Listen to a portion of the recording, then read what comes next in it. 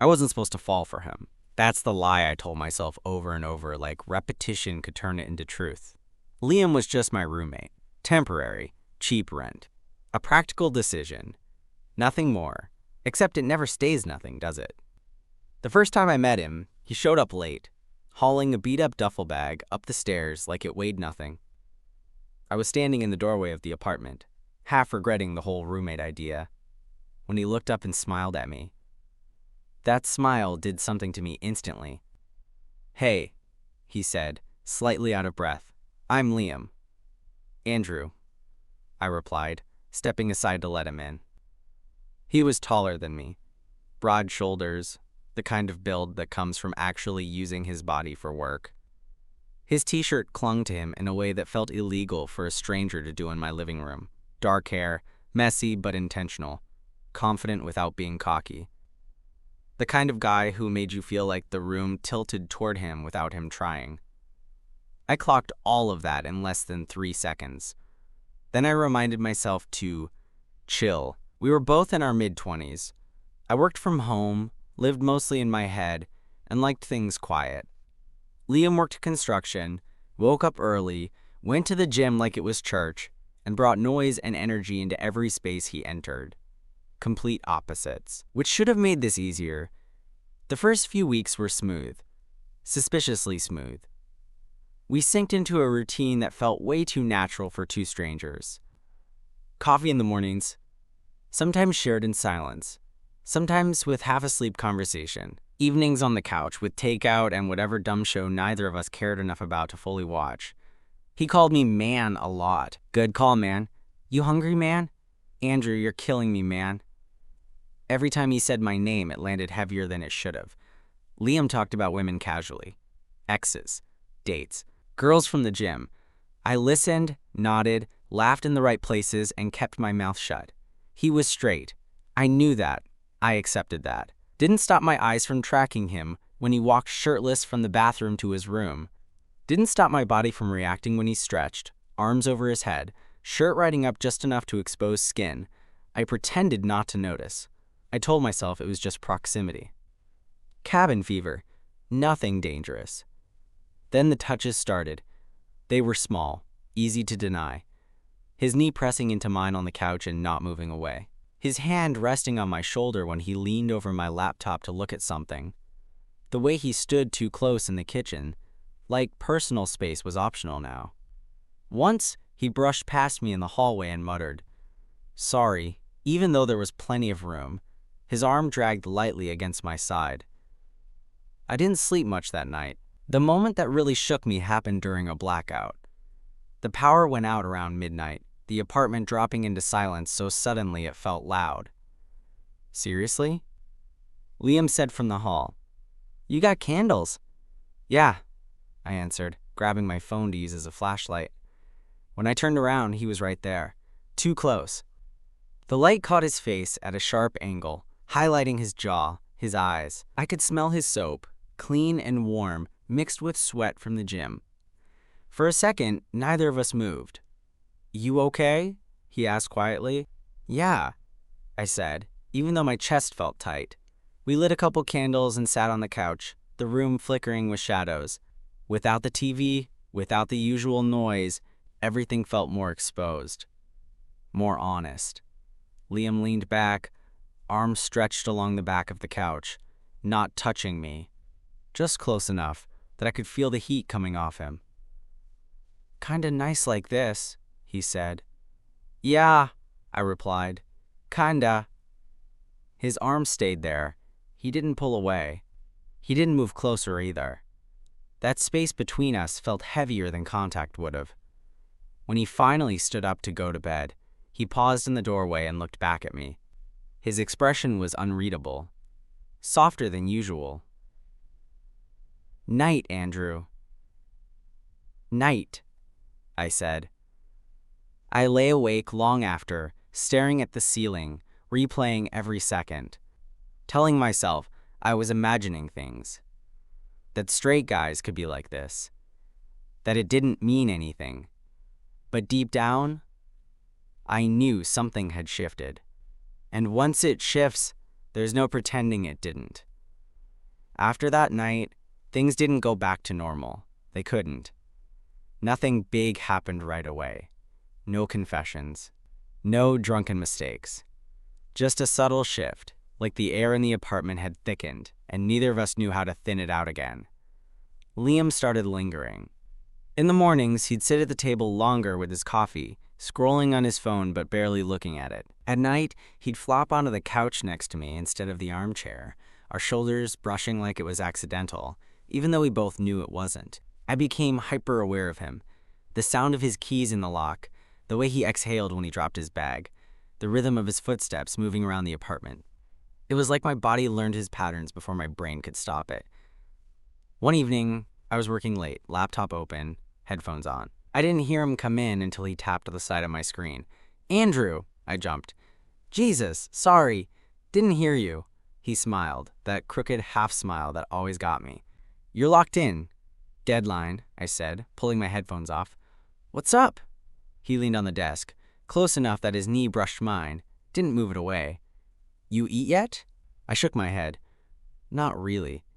"Come on," he said. "I'm starving."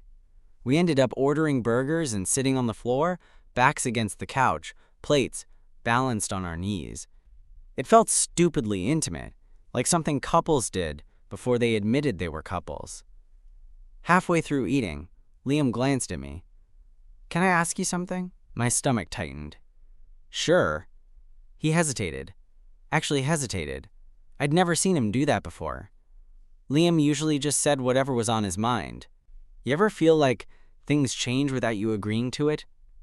I looked at him, really looked at him. His jaw was tight, eyes fixed on the wall across from us. "Yeah," I said slowly. "I do." He nodded once, like that was confirmation of something. "This place feels different lately."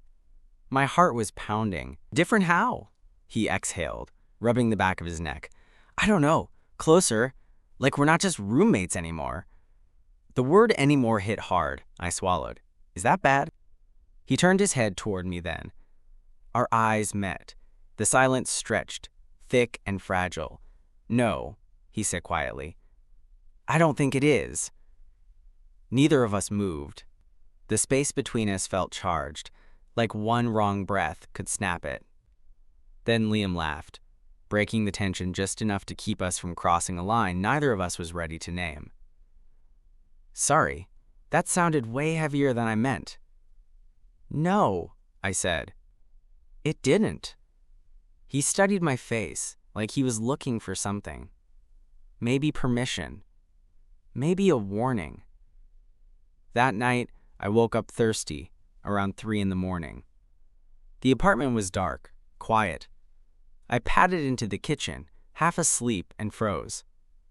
Liam was already there, shirtless, standing by the sink, drinking water straight from the glass. "Couldn't sleep?" he asked softly. "Yeah," I said. "You?" He shrugged. Mind wouldn't shut up. We stood there in the dim light from the fridge clock, the quiet pressing in around us. He was so close I could see the rise and fall of his chest, the faint scar along his rib cage I'd never noticed before. "Andrew," he said suddenly. "Yeah?" His voice dropped. "Do you ever feel like you're holding something back?" My pulse was loud in my ears. "All the time."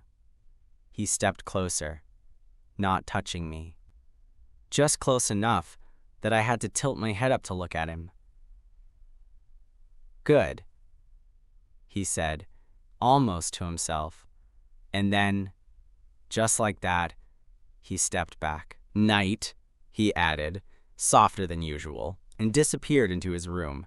I stood there long after he left, hands shaking slightly, heart racing. Whatever this was between us, it was no longer accidental. And I had a feeling Liam was starting to realize that too. The next few days felt like walking a tightrope. Nothing had happened, but everything almost had. And that somehow made it worse. Liam stopped talking about girls. Not dramatically, not in a way I could call out. He just didn't bring them up anymore. No gym stories. No offhand comments.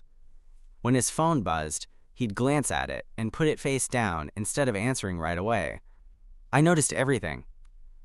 I hated that I noticed everything. Friday night, it was raining hard enough that the windows rattled. I was on the couch with my laptop, half watching the storm, when Liam came out of his room already dressed to go out. Jeans, clean boots, jacket zipped halfway. "You heading out?" I asked, trying to sound casual. "Yeah," he said, then paused. "I think—" I looked up. "Think?" He shrugged, clearly irritated with himself. "Got invited out. Don't really feel like it." That shouldn't have mattered to me, but my chest tightened anyway. "Well," I said, "you don't have to go." He held my gaze for a second too long. "You got plans?" I shook my head. "Just work stuff." The rain thundered outside, loud enough to fill the silence that followed. Liam exhaled, ran a hand through his hair, then unzipped his jacket. "Screw it." He tossed the jacket onto the chair. My heart jumped. "Screw what?" "Going out," he said. "I'm staying." That night, we drank cheap beer and played some stupid card game neither of us remembered the rules to. We sat closer than usual, knees touching, arms brushing. Each contact sent a jolt through me that I pretended not to feel. Around midnight, the rain eased into a steady drizzle. Liam leaned back, head resting against the couch, eyes closed. "Andrew?" he said suddenly. "Yeah? Can I be honest with you?" My stomach flipped. "You always are." He opened his eyes and turned his head toward me. His expression wasn't playful this time. It was serious, almost nervous. "I don't know what's going on with me," he said. "And that's not normal for me," I swallowed. "You don't have to explain anything." "I want to," he said. "That's the thing." He sat up, elbows on his knees, hands clasped. "I keep thinking about you, about us, and I don't know what that means." The word "us" landed like a shock. I forced myself to breathe. "Liam, I'm not asking you to fix it," he added quickly, "or label it. I just needed you to know." The room felt smaller, quieter, like the world outside had paused just to hear his answer. "I've been thinking about you too," I admitted. "For a while." He looked at me then. Really looked at me. Searching my face like he was afraid of what he might find, and equally afraid of what he might not. "You know I've never—" He stopped, jaw tightening. "I've never felt this way about a guy." "I know," I said softly. Silence stretched between us again, heavy but not uncomfortable, just honest. Slowly, carefully, Liam reached out and rested his hand on my knee, not squeezing, not moving, just there. "Tell me if this is too much," he said quietly. I didn't move away. "It's not?" His thumb brushed once, barely there, sending a wave of heat through me. My breath caught and his eyes flicked to my face immediately. "You okay?" he asked. "Yeah," I said. "I really am." That was all it took. He leaned in, not fast, not desperate, just close enough that I could feel his breath, warm and uneven. He hesitated, forehead nearly touching mine. "Andrew," he whispered. I closed the distance. The kiss was soft, careful, like we were both afraid of breaking something fragile. His lips were warm, unfamiliar, hesitant in a way that made my chest ache. When we pulled back, neither of us spoke. Liam rested his forehead against mine, eyes closed. "Okay," he murmured. "Yeah." I smiled despite myself. "Yeah." We didn't go any further that night. We didn't need to, because something had finally crossed from unspoken into real, and neither of us was pretending anymore. The morning after the kiss was strange. Not bad, just unfamiliar. I woke up before my alarm, staring at the ceiling. heart racing like I'd done something reckless in a dream. For a split second, I wondered if I'd imagined it. The quiet confession, his hand on my knee, the way his lips had hesitated against mine like he was asking permission even as he leaned in. Then I heard him in the kitchen. Coffee machine. Cabinet. A soft curse when he dropped a spoon. Real. I lay there another minute, nerves buzzing, then forced myself up. When I walked into the kitchen, Liam was already there, wearing sweatpants and a hoodie, hair still messy from sleep. He looked up the second he heard me. There it was again. That pause. That moment where neither of us knew what version of ourselves we were supposed to be now. Morning, he said. Morning, I replied. We stood there like idiots for a second. Then he smiled, not his usual easy grin, something warmer, more private. Sleep okay? He asked. Yeah, you? He nodded. Better than I expected. We drank coffee in silence, but it wasn't awkward. Just careful, like we were learning new rules without saying them out loud. When our hands brushed, reaching for the sugar, neither of us pulled away. Later that day, Liam skipped the gym. That alone told me everything. Instead, we spent the afternoon doing nothing in particular. Grocery run. Folding laundry together. Some dumb argument over which movie to put on that ended with neither of us paying attention once it started. At one point, I caught him watching me. What? I asked. He shook his head, a little smile tugging at his mouth. Just trying to wrap my head around this. This? I teased, gesturing vaguely between us. Yeah, he said. You. Something in his tone made my chest tighten. That night, we sat on opposite ends of the couch again. But this time, it felt intentional. Like we were daring each other to close the gap. Halfway through the movie, Liam sighed and shifted closer. Okay, this is stupid, he muttered. I laughed softly. What is? He answered by resting his arm along the back of the couch again. This time, his hand settled on my shoulder. Solid. Certain. I leaned into him without thinking. He stiffened for half a second, then relaxed, arm tightening just slightly around me. His thumb brushed my shoulder in slow, absent circles. You still okay? He asked quietly. Yeah, I said. Are you? He hesitated. I think so. I'm just figuring it out as I go. Me too. He glanced down at me, something unreadable in his eyes. You don't feel like I'm leading you on, right? I shook my head immediately. No, I feel like you're being honest. That's enough. He exhaled, relief clear. Good. We stayed like that for a long time. No rushing, no pressure. Just his warmth, the steady rhythm of his breathing. The feeling of being chosen in a way that felt new and fragile and real. Later, when I finally stood to go to bed, Liam caught my wrist gently. Hey, he said. I turned back to him. I don't know what this turns into, he said. But I don't want to pull away just because I'm scared. My throat tightened. Neither do I. He smiled, soft and genuine. Okay, then, good night. Good night, Liam. As I lay in bed, I realized something that scared me almost as much as it thrilled me. This wasn't just attraction anymore. This was the beginning of something that could actually hurt. And somehow I was ready for that risk. Things didn't explode after that, they settled. And somehow, that was even more intense. Liam didn't suddenly turn into a different person. He still woke up early, still complained about work, still stole my food like it was his right. But there was an awareness now, a quiet current running under everything we did. Touches became intentional. A hand on my lower back when he passed behind me in the kitchen.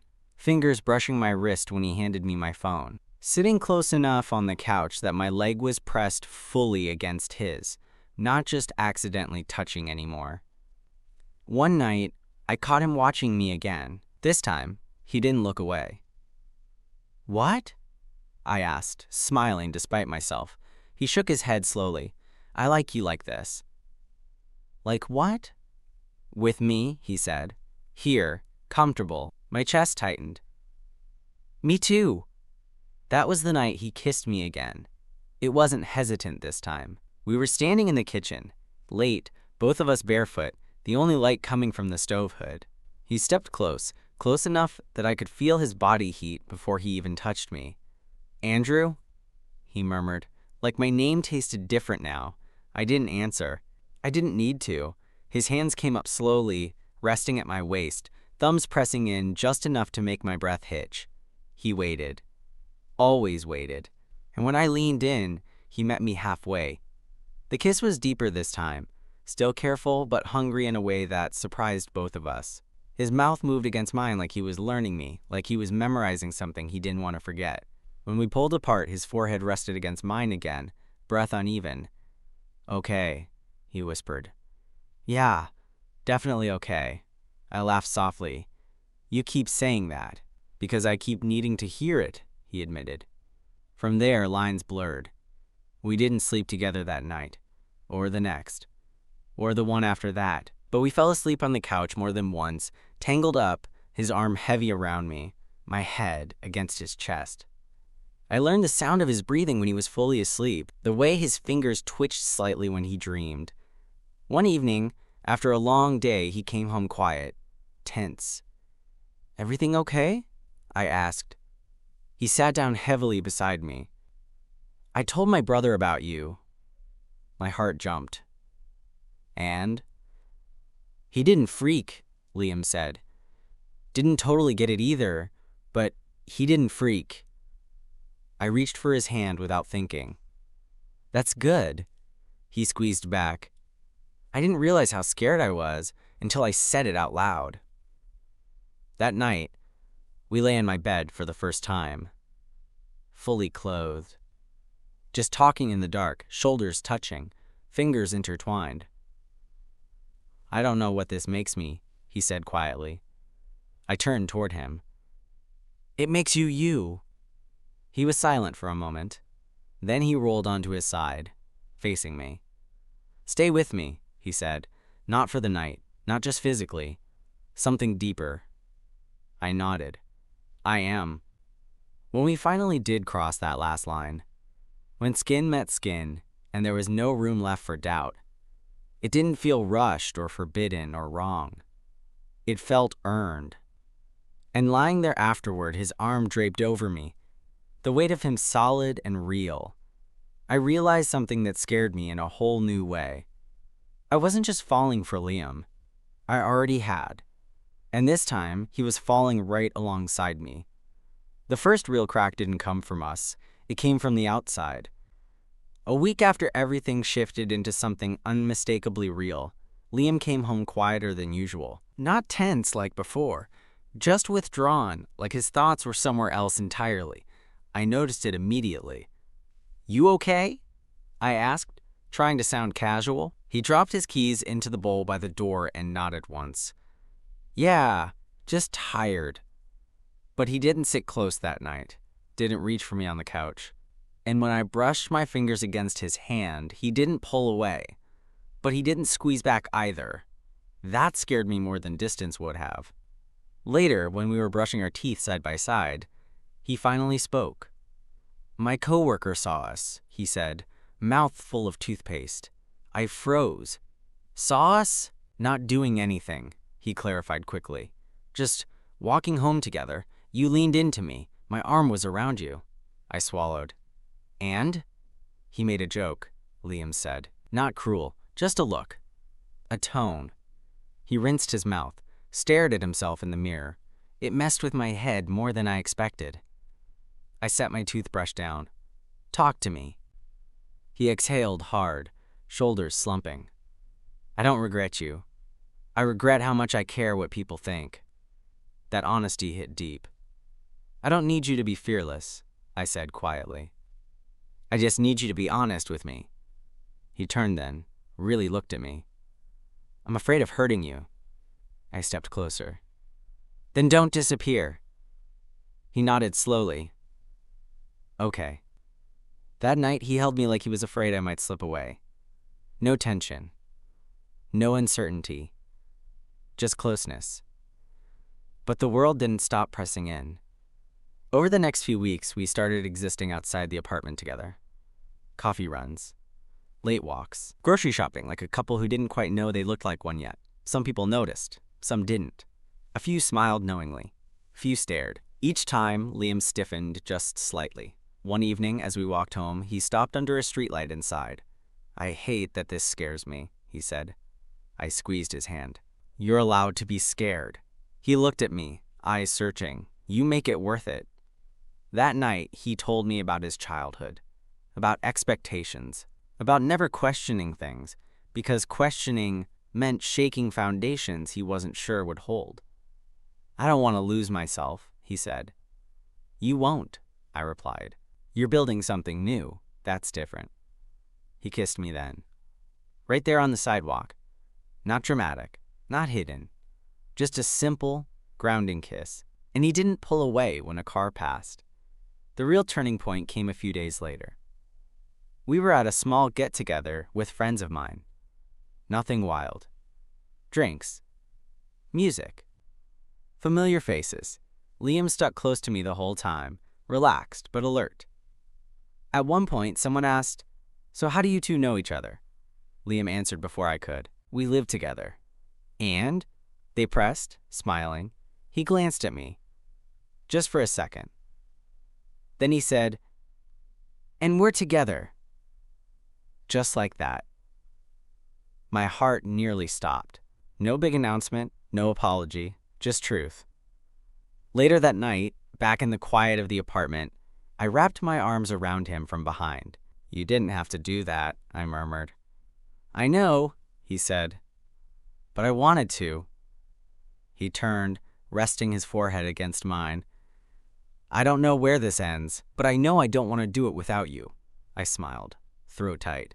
"Good, because I'm not going anywhere." And for the first time since all of this began, it felt like the future wasn't something to fear. It was something we were finally walking toward, together. The funny thing about choosing each other is how quiet it can be.